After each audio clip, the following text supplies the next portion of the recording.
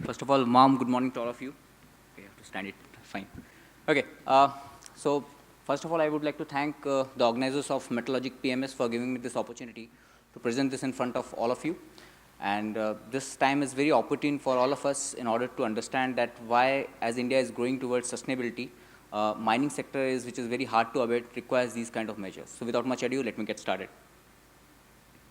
So as I'll be speaking through, I'll be talking about few things, like I'll be setting the context first, then we'll talk about why you need alternative fuels, then if you need alternative fuels, how they will be applicable, what are the types, then there are some comparisons, and after that comparisons, what is the way forward, how you can build that overall ecosystem, and lastly about us, what we do.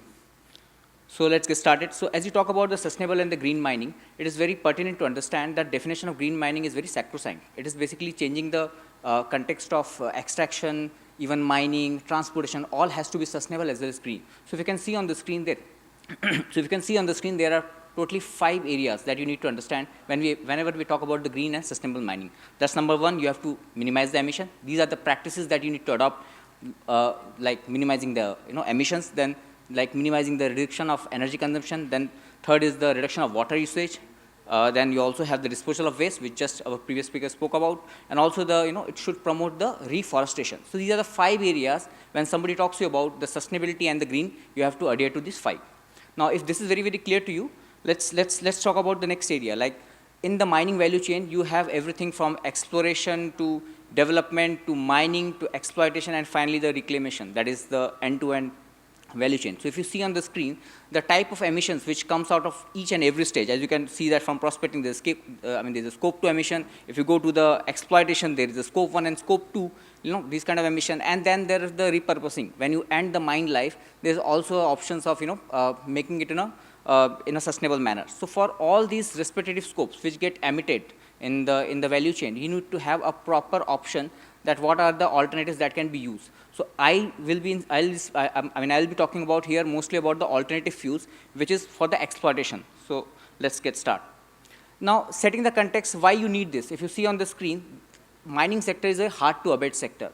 The emission of carbon dioxide, CO2 emission per ton of metal is extensively high. If you can see on the screen, there are the boxes which are the orange colors. You can clearly make out that these are the emissions per ton of metal which get produced. So that's why it is very important for us to minimize the emissions and so that make it sustainable. And there are 4 other ways which we can do it. First of all, with the renewable integration, also with the help of changing the fuel mix type, and also by doing some kind of proper mine planning and optimizing the production, as well as the circularity which is there. Now, when we talk about the need for alternative, it is very clear to understand why we need this. We are also aware that as of now in the mining, we use high-speed diesel. HSDs are being used, and these are all being imported as of now in India. Almost 85%, 90% of fuel, we are the second largest importer of the fuels, the lubricants and the crude oil. So this has a very cascading impact directly on the economics, but you need this to understand that these kind of fuels also have an environmental impact. Apart from environmental impact, they have a regulatory pressure. Now, as from the COP26 that has happened, after that, the government of India is also focusing towards bringing down the emissions, making cleaner environment. So you have these kind of pressures, and all those things will impact our sustainability, which has been spoken about. And there are some technical challenges also when we use this in the mines. As you already aware, and the OEMs are also there, they might be appreciating this, that use of diesel has some of inherent challenges, which everybody knows. Like they have noise also, then sometimes it gets contaminated, the efficiency gets come down, emissions are there, so health issues are there. So these are the issues which causing them to think about the alternatives, what more could be done in this.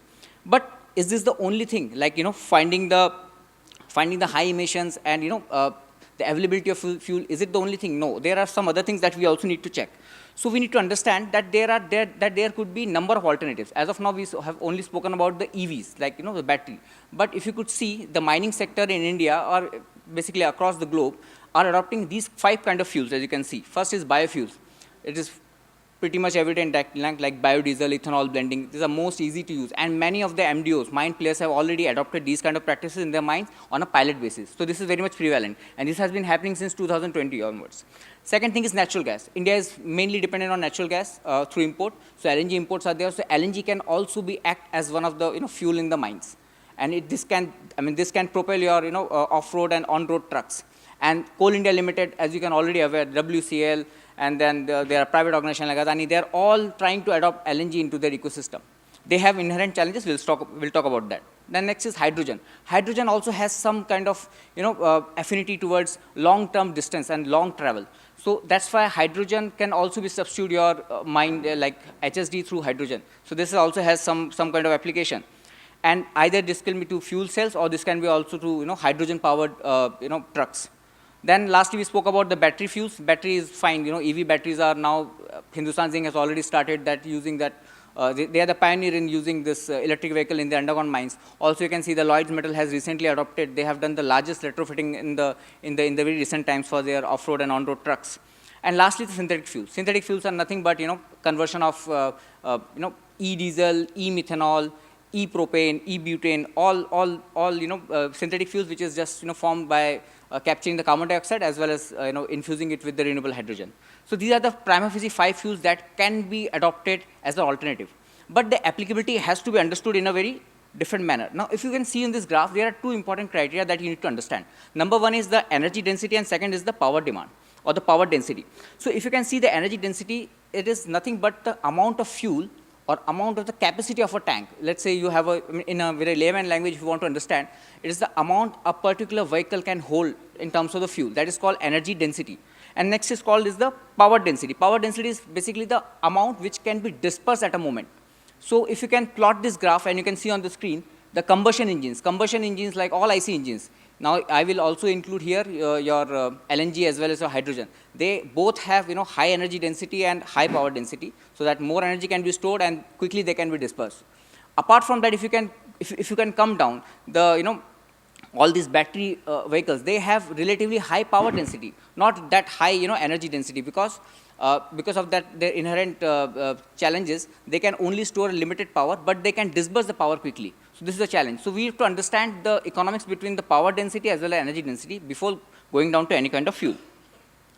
Okay, now let's look at the comparative outlook of all the 5 fuels, in context of Indian mining scenario. So I already spoken about their source, and we all are aware that how they got manufactured, how they got procured. Now these are the types we already spoken about, like bioethanol. For LNG you have methane in the form of LNG. For hydrogen you have liquid hydrogen, as well as the electricity stored in batteries. Energy density we just spoke about.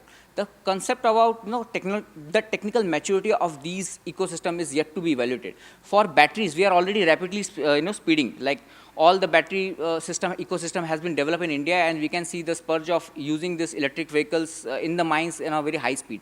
Apart from that, biodiesel has been, because it has been very much economic in terms of no equipment changing is required. You can adopt the same fuel by blending your inherent your existing HSD with ethanol and all. While for the LNG and hydrogen, you need some kind of structure in place. You need to have a proper infrastructure that will allow you to store as well as disperse. So that needs to be done. And also for e-fuels, these are all at pilot stage. This will be evolving slowly. But if you see the other areas like emission reduction as well as the infrastructure required, I'll be talking about the LNG. For LNG, the emission reduction is there, but it is still lower as compared to what diesel is. But it requires a tremendous infrastructure to store as well as to transport. Also, the pricing thing needs to be also taken care of, because as of now, these are all regulated pricing. Government of India still uses APM prices, and for more than 50% of LNG is being imported in India. And we also have a gas exchange in India, IGX. For hydrogen, the ecosystem needs to be evolved yet. We need to have a proper place for hydrogen in that ecosystem. But going forward, after 2030, the dichotomy of thought between the using of hydrogen as well as using of LNG needs to be evaluated in mines based on the cost-benefit analysis. And lastly, batteries, as we already aware, they have a high upfront cost and now most prevalent, but they have a very high energy, they have a low energy density but high power density. So they have a limited application, but still many mines are prevalently using it, and they are most suitable for underground mining operations. If you see the potential upside and potential downside, you will also appreciate that apart from emission like hydrogen, LNG, battery fuels, they provide very less emissions. But there's a context of upfront cost. High amount of cost is required in terms of building that ecosystem. Also, India also needs to understand that, let's say, I'll give you an example. Our entire mining ecosystem is placed on the eastern part of it. eastern part of the India, where you also have, LNG terminals. So those areas can be evaluated best in terms of importing LNG, and LNGs can be used as a mine, as a fuel in their mines. While if you go to the hinterland area, where the inland part, where the transportation of fuels become difficult, then at those parts, I believe that your EV batteries can be most economical. And as we mature up with the help of synthetic fuels, then slowly synthetic fuels can, can make a makeshift arrangement in that. So lastly, there are few things now that Government of India that needs to think, and all of us, since we are all here gathered together to understand that why this ecosystem will be important, we need to each of the players, like government, financier, academic institution, mining players, all need to play a particular role in order to build that ecosystem. So let's say if you're government, so government needs to first adopt, we have to define the taxonomy with respect to these kind of fuels, just like green steel. They have to define it, what exactly the alternatives in fuels they want.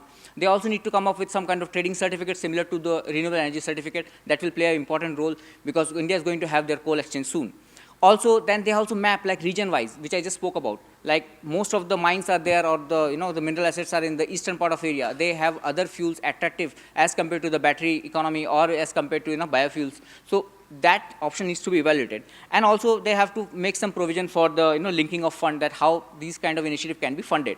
And let's say if you're a financier, then financiers need to first of all, they need to understand properly that the concept of high emission, multiple fuels, high efficiency, low emission, multiple fuels are very prevalent. So they should make a proper mechanism to fund this kind of production of these kind of engines. These engines will definitely propel this entire fleet of things. Another thing, they also need to evaluate the cost benefit analysis of individual mines, like how the green funding can be done in terms of while adopting the alternative fuels, how the green financing can be done so that it can make the entire ecosystem proper.